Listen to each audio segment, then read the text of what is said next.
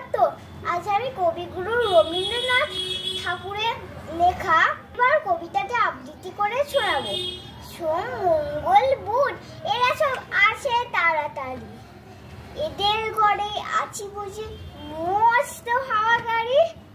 রবিবার কেন মাগো এমন দেরি করে, ধীরে ধীরে পৌষ হয়েছে সকল বারের পরে। আকাশ পানে তার বাড়িতে দূর কি সবার চেয়ে, সে বুঝিবা তোমার মতন গরিব ঘরের মেয়ে।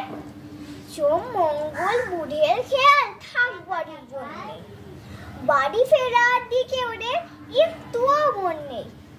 রবিবারকে কে যে এমন বিষম তাড়া করে, ঘন্টা গেল বাজায় যেন 8 ঘন্টার পরে।